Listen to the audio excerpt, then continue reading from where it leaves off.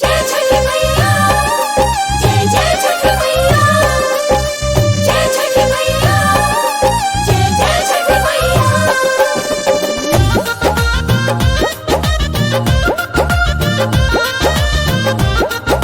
presented by Adi Shakti Films.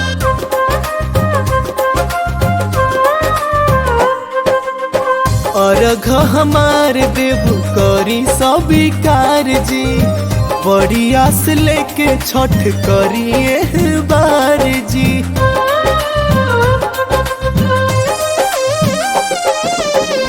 अर्घ हमार देव करी स्वीकार जी, बड़ी आस लेके छठ करिए बार जी। बड़ी रोबे घर अंगनैया जी, बड़ी रोबे घर अंगनैया जी। हमनी पकहिया हो खबे आदित मल, बोली रउआ सहैया जी। हमनी पकहिया हो खबे आदित मल, बोली रउआ सहैया जी।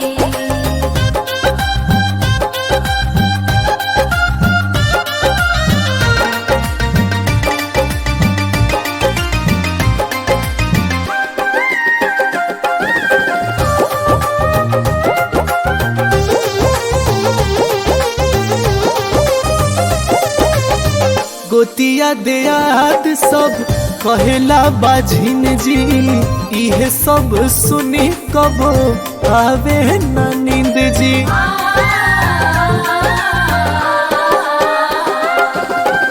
गोतिया देयाद सब कहेला बाझिन जी, इहे सब सुनी कब आवे ना नींद जी। करब कब गोदिया भरैया जी, करब कब गोदिया भरैया जी। हमनी पकहिया हो खबे आदित मल, बोली रउआ सहैया जी। हमनी पकहिया हो खबे आदित मल, बोली रउआ सहैया जी।